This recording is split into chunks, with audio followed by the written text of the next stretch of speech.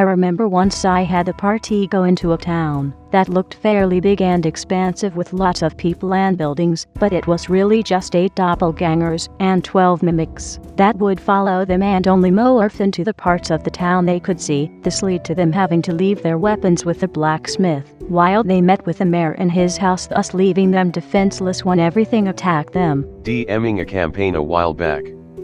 Slowly sprinkling in tailored items for PCs.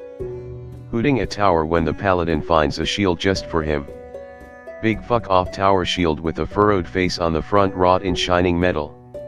Neat. Over the next few days, the shield starts slowly whispering to him. Gotta smite them evil dickheads, etc etc. Check the shield for evil, nothing shows up.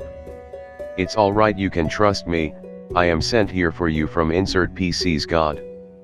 Paladin slowly warms up to it over the weeks traveling, shield proves itself time and time again to be faithful or trustworthy.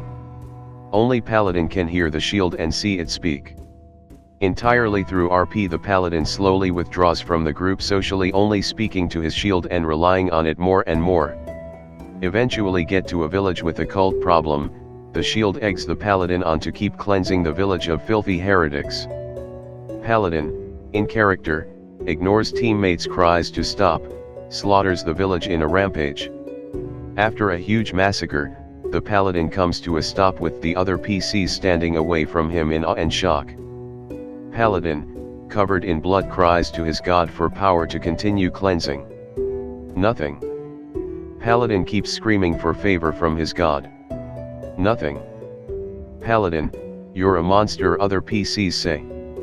Paladin looks down at himself.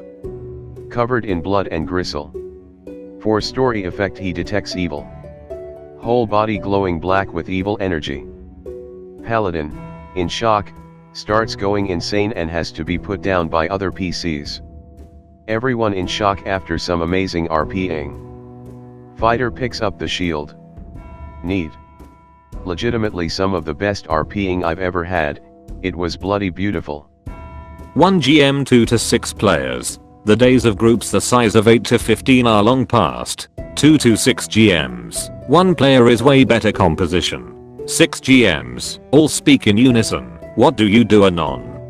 I guess I enter the cave. 6 sets of D100 rolls. You encounter 3 goblins, a black bear, 2 bandits, a single gnarl, sturge, a wild wolf. Roll initiative, Anon. Our party comprised of a monk, fighter, paladin, me and a warlock, but no one could fathom the warlock was destined to a higher calling. We were attacked by an orc raiding party when the warlock cleverly misthought he could AoE down the pack with hellish rebuke after he cut himself with a dagger. As he plunged the dagger into his thigh and announced the spell, the DM asked him to read out the effect of the spell. Little did he know he just stabbed himself and set himself on fire. As a compromise, the DM told the warlock to roll an intimidation check, who got a nat 20. The orcs ran screaming at the sight of such a maniac. Moral of the story: read your spells carefully. Added bonus: he was chaotic evil, so his behavior was somewhat fitting. He often tried to set random shops on fire to spite them. Can we get a D&D or general RPG stories thread? I'll start DMing a wonderful game of about 6 people. 3 players have been taken into a dimension of sentient chair beings. Basically, there was a terrorist plot to murder the king of the chair people and demons would invade the dimension or some shit. A snake hybrid player busts into the terrorist hideout, finds 3 bombs each with a random symbol. The next player is a Jew. He is given the bombs for whatever reason. Fucker decides to toss them one by one into a fountain. First one blows, everyone in a 50-mile radius is now a homosexual. Second goes in after a gay orgy, blows open a massive portal to a new dimension. Which one, you ask? The fucking meat dimension. Third bomb tossed into portal, Jew bomb. 3,000 Jewish immigrants are cast into an endless sea of meat. This awakens an ancient being, meat grinder god. We spend the rest of the game in fear of the meat god converting large land masses into meat randomly. We eventually killed Hitler. Goddamn, people need to play rogues correctly. Me and another guy go rogue. Due to random rolls, I have high scores in athletics and acrobatics, making me excellent in climbing and running across rooftops. My stealth score is pretty average for a rogue. Other guy has massive points in durability and strength, We told him to roll warrior or barbarian with his stats, but no, he wants to be a chaotic evil thief. Walk into town and party splits up. I get stuck with a bard. She isn't a bad RPR but is the predictable peacekeeper, and the other rogue. The bard notices a great deal of children. I decide to use my high scores in acrobatics to put on a bit of a gymnastic show to earn a little gold and some renown amongst the town, hoping to get people to be a little more open to giving us info. Bard plays music and uses her high persuasion to get people to give us gold. We think she is lawful good.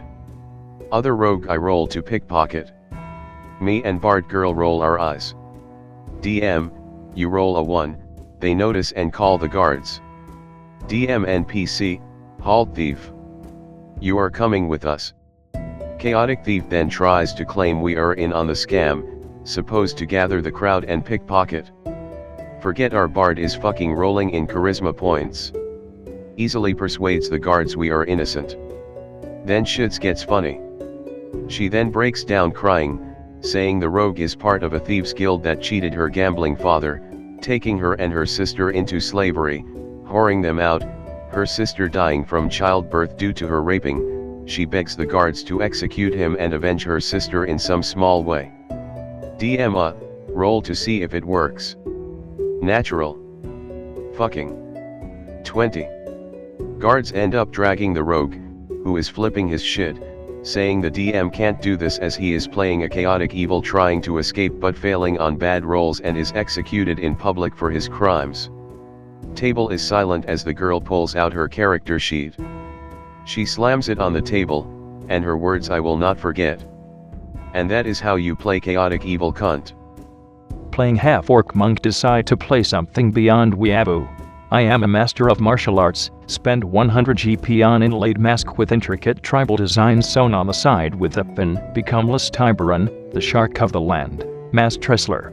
Take feats revolving around grappling, grapple everything, every fucking thing, including, but not limited to, a bear. Final part of campaign. Oh shit, dragon. Dragon acts like a faggot, ducking into water, and popping up to use breath weapon. Fuck that, I'm charging his ass, brother.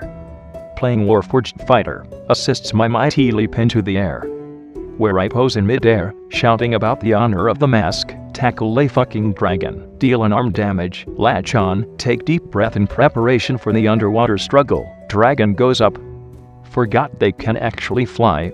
DM gives me option to let go, before he goes up. Fuck that, I am still wrestling, 200 feet in the air. Still wrestling a dragon and dealing unarmed damage. Dragon actually starts hurting me. Have to come up with a plan. Brilliance strikes me. I roll to pin. Entire table is silent. I roll to pin his wings behind his back, so he can't fly anymore. Entire table is leaning over so I can make my roll of destiny. Natural. Fucking 20. I pin the dragon's wings, sending it, and me hurtling into ground. I have 6 seconds to make my final statement. I am Lys Tiberon, and I am Alexa. Dragon's neck snaps on impact, through sheer luck or GM fiat, possibly both. I survive with -4 HP. Cleric puts me back at 1. Picks me up, holding one arm into the air. My brother immediately bangs his shield twice, making a bell noise. Perty's bard / to plowman sir, and the winner is Lys Tiberon. High fives all around, and that was the story of how I made it to level 4. Make a bear character in D&D 3.5. DM laughs. Make bear a rogue. Put every point I can into disguise. Prestige class as a spy to get more disguise. DM says I can't speak English. Max out bluff. By growling and gesturing, I can fake speaking a language I don't speak, English. Use money to hire a butler NPC. Give him magical item to let him speak bear. Grow wool. An excellent suggestion, Mr. Barrington. We really should ask the group to investigate the Black Marsh. Over the course of the game, be knighted as Sir Barrington. Queen holds a dinner in my honor. A guest becomes the first man to ever make a perception check that can beat my disguise. Shouts out loud. Hey, that guy's not a guy, he's just a bear. Man is escorted out of the castle while the guards apologize profusely for the indignity. We're so sorry, Sir Barrington, very sorry for this man's behavior. Roar shrug.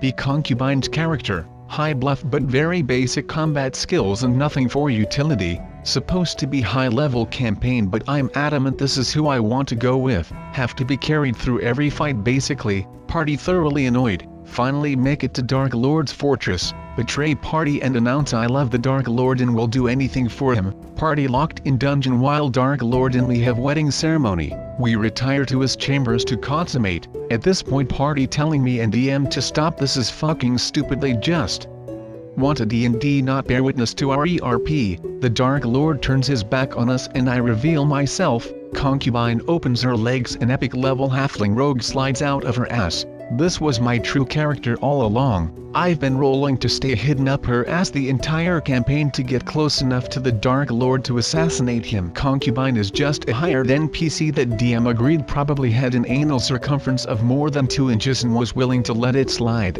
One last roll, with his legendary armor removed and his back turned, he never sees me coming. Shoot up there like a flash before he even knows what's happening, destroy him from the inside like a whirling dervish, free party from dungeons and clean up the rest of his minions. Entire group is speechless, and that was how I saved the land.